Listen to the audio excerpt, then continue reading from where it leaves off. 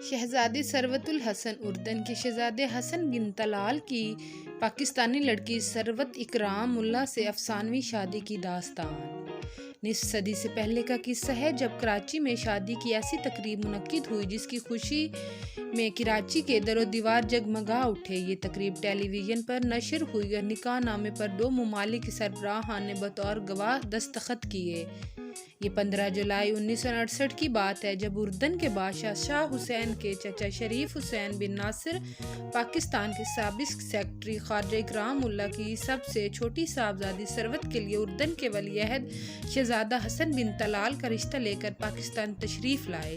اس رشتے کی منظوری سے پاکستان بھر میں خوشی اور مسرت ایک لہر دوڑ گئی۔ ثروت جنہیں ان کے گھر والے پیار سے بٹلم کہتے تھے 24 جولائی 1947 کو کولکتہ میں پیدا ہوئی تھی۔ وہ برطانیہ کہ اعلیٰ تعلیمی ادارے سے فارغ التحصیل تھی اور اردو، انگریزی اور فرانسیسی زبان پر یکساں عبور رکھتی تھی۔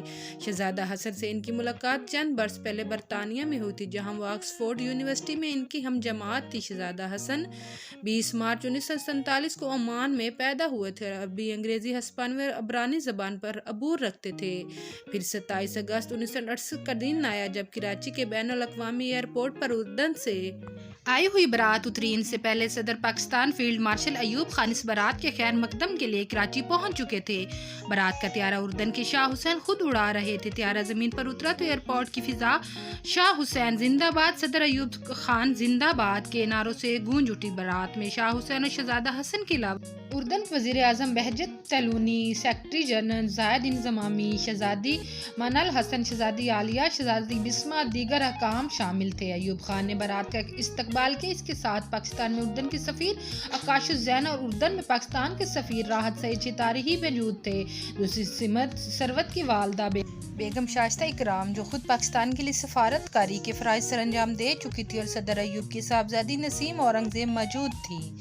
شہزادہ حسن بن طلال اپنے خوش دامن کے پاس پہنچے اور ان کے سامنے سر جھکا دیا۔ بیگم اکرام ملا نے دعائیں دیتے ہوئے ان کے سر پر شفقت کا ہاتھ رکھ دیا۔ بارات کو گارڈ آف آنر پیش کیا گیا جس کے بعد بارات اسٹیٹ گیسٹ ہاؤس کے لیے روانہ ہوگی۔ کراچی کے آراستہ سڑکوں پر پاکستانی عوام خیر مقدمی نعروں سے بارات کا استقبال کر رہے تھے اور صدر ایوب اور شاہ حسین شہزادہ حسن کی ایک جھلک دیکھنے کو بےتاب تھے۔ کئی مقامات پر استقبالیہ بینڈ بھی فضا میں مہندی کی رسم ادا کی گئی۔ رسم میں ثروت جواب شہزادی ثروت کہلانے لگی تھی کہ والدہ، بہنوں اور قریبی دوستوں نے شرکت کی۔ ساتھ سہاگنوں نے شہزادی ثروت کی ہتھیلی پر مہندی رکھ دی۔ پھر ان کی دوستوں نے ایک حسین مشرقی رقص کیا۔ اردن کی شہزادیاں یہ منظر حیرت سے دیکھ رہی تھی۔ اس رات شہر بھر میں چراغاں کیا گیا مگر ایوان صدر سے کاشانہ تک کی سڑک کو کچھ زیادہ ہی اہتمام کے ساتھ سجایا گیا تھا۔ اگلے دن 28 اگست 1968 کو دلہن لے کر نکاح کی تقریب کی گئی۔ اس تقریب میں بھی شہزادی ثروت کی بہنوں اور دوستوں نے بہت دھوم مچائی۔ شہزادہ حسن نے ان سب کی گھڑیاں اور دینار تقسیم کیے۔ پھر ایک سادہ سی تقریب میں رسم نکاح ادا کی گئی۔ یہ نکاح عالم دین مولانا جمیل میاں فرنگی محل نے پڑھایا۔ اس نکاح میں اردن کے شاہ حسین، وزیر اعظم بہجت تلونی اور پاکستان کے صدر ایوب خان کے علاوہ اعلیٰ حکام نے شرکت کی۔ نکاح نامے پر شاہ حسین اور صدر ایوب نے بطور گواہان دستخط کیے۔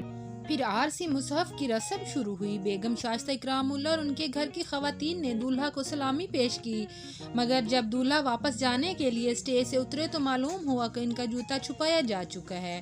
دلہن کی بہنوں نے 2000 دینار لے کر بہنوئی کا جوتا واپس کیا۔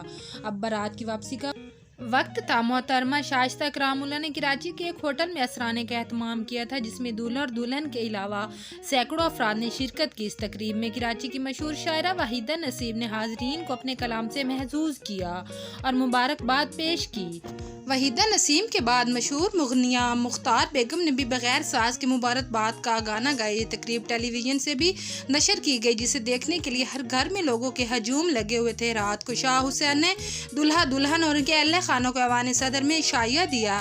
اس تقریب میں بھی صدر ایوب خان نے بطور خاص شرکت کی۔ انہوں نے شہزادہ حسن اور شہزادی ثروت کو سونے کا ایک جڑاؤ سیٹ بطور تحفہ عطا کیا اور ایک خوشنما شمع دان بھی دیا۔ متعدد ممالک کے سفیروں نے بھی تحائف پیش کیے۔ عشائیہ کے بعد شہزادی چند ماہ بعد 11 نومبر 1968 کو شہزادی ثروت رخصت ہو کر اپنے سسرال چلی گئی جہاں وہ آج بھی بڑی خوش و خرم زندگی گزار رہی ہیں۔ شہزادی ثروت کے یہاں 3 بیٹیاں رحمہ، سمیہ اور بادیہ اور ایک بیٹا راشد بن راشد پیدا ہوا ان کی اور شہزادہ حسن کی تصاویر اردن کے ڈاک ٹکٹوں پر بھی شائع ہوئی۔ وہ پہلی پاکستانی خاتون تھی جن کی تصویر کسی غیر ملکی ڈاک ٹکٹ پر شائع ہوئی۔ وہ دنیا کی خوش لباس ترین خواتین میں شمار ہوتی ہیں۔ ان کے کپڑے پاکستان کے مشہور فیشن ڈیزائنر رضوان بیگ تیار کرتے۔ عمان میں ان کے محل کی اندرونہ خانہ آرائش پاکستانی ڈیزائنر میاں احد نے کی اور اردن کی بیڈمنٹن فیڈریشن کے اعزازی صدر بھی رہیں اور انہوں نے تائیکوانڈو میں بلیک بیلٹ بھی حاصل کیا ہے۔ شہزادہ حسن کی دلچسپی سیاست سے زیادہ لکھنے پڑھنے سے رہی اور وہ کئی کتابوں کی